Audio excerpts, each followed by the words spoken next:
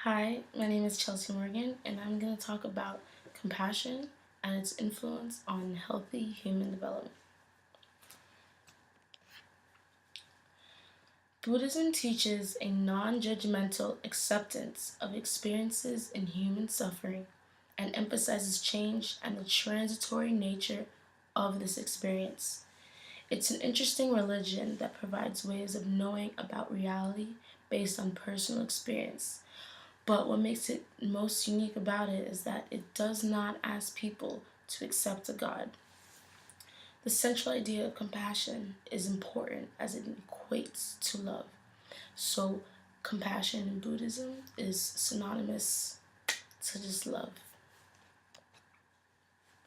The Dalai Lama explains the importance of early positive experiences, which are characterized by love and nurturing. Human survival and good psychological health is also dependent upon a mother's care. Children raised in a compassionate, affectionate atmosphere develop to be happier, healthier adults.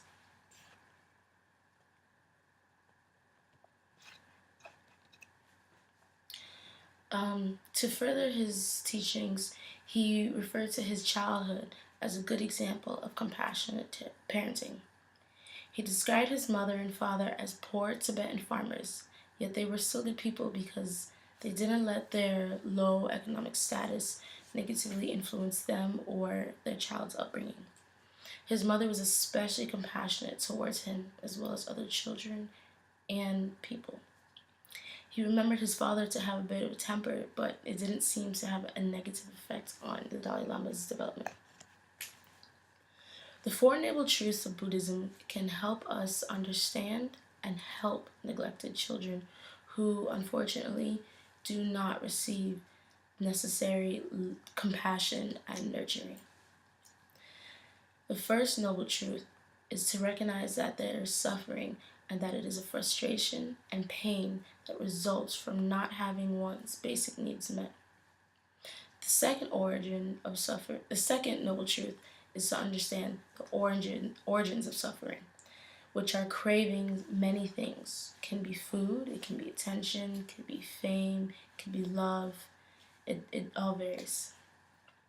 The third is to understand that there is an end of suffering, and to do that, one must detach themselves from these cravings that they have. And finally, one must develop methods for achieving an end to their suffering. These truths recognize suffering as a human condition that negatively affects our mind and our total well being.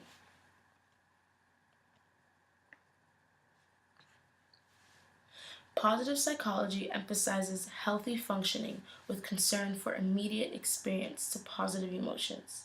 Psychologists in this field say that well being, contentment, and satisfaction of the past, flow and happiness in the present, and hope and optimism for our futures all contribute to a healthy human being.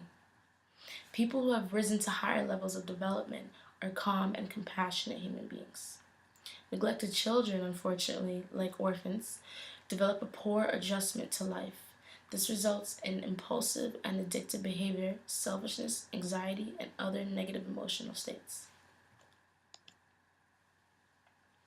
Karen Horney said that children rely on their parents for psychological security as well as physical survival.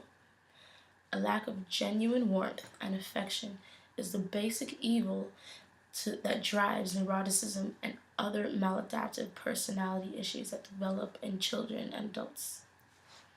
A secure attachment between an infant and their parent provides a grounds for emotional health and coping in later life. So therefore, securely attached adults are a result of securely attached childhood relationships with their mothers and their caregivers, as well as their family members in the home. Disturbed attachment from childhood can also carry over to adulthood with an array of antisocial behaviors. These can all be compared and contrasted to the Dalai Lama's teachings on the need for a nurturing and compassionate mother, and they're all technically synonymous to each other. According to Abraham Maslow's hierarchy of needs, if a child's basic needs in physiology, safety, love and belonging, and self esteem are not met, then they cannot reach the ultimate goal of self actualization. Self actualization is the development of a person's full and healthy potential. The Dalai Lama emphasizes that people who have received maximum care and affection from their mother become more emotionally stable, secure, and happier. They are ultimately self actualized individuals who are often characterized by having an efficient perception of reality. They are in touch with their inner impulses and subjective experiences. They are able to focus on problems outside of themselves, and so forth. Happiness, positive moods, a healthy self esteem, active coping, and spirituality are all associated with a low physiological reactivity to stress, which is a contributor to our heart health. Dalai Lama says that a compassionate mind is a calm mind and has positive effects on our bodies. In contrast, constant feelings of fear and anger actually eat away at our own systems. They cause stress, and stress definitely is proven to cause lots of other diseases and disorders and ultimately can lead to death. People who often use words like I, mine, and me are at a greater risk for heart attacks, says the Dalai Lama.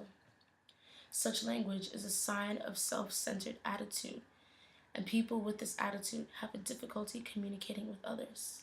If we are unable to communicate with others, then we are unable to ultimately relate to others, and then we can't feel accepted by other people and even ourselves.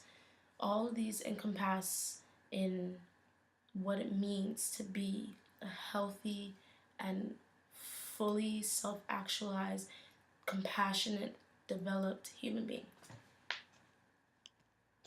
And that's it.